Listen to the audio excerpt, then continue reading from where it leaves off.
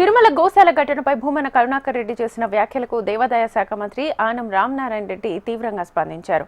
గోవుల సహజ మరణాన్ని దుష్ప్రచారం చేసి తిరుమల పవిత్రతను అపవిత్రం చేసేందుకు వైసీపీ కంకణం కట్టుకుందని ఫైర్ అయ్యారు. ఓ నాస్తికుడు హిందూ ధర్మం గురించి మాట్లాడడం సిగ్గుచేటని మంత్రి ఆనం రామనారాయణ రెడ్డి మండిపడ్డారు. ఇవాళ ఛాలెంజ్లు, మీరు రాండి మేము రాండి, ఏమి ఛాలెంజ్లు చేస్తారు మీరు? ఎక్కడైనా సరే కొన్ని సహజ మరణాలు అనేవి ఉంటాయి. సహజ మరణాలను కూడా పాలక మండలియో లేకుంటే రాష్ట్ర ప్రభుత్వమో వాటి వల్ల వచ్చింది అని చెప్పి నిందల్ని మోపడానికి భూమన కరుణాకర్ రెడ్డి లాంటి నాస్తికుడు చేయడం ఇది నాస్తికత్వం.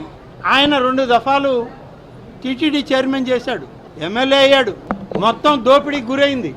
తిరుమల తిరుపతి దేవస్థానం నిధులన్నీ సీసీ రోడ్ల పేరుతో మొత్తం దోచేశారు.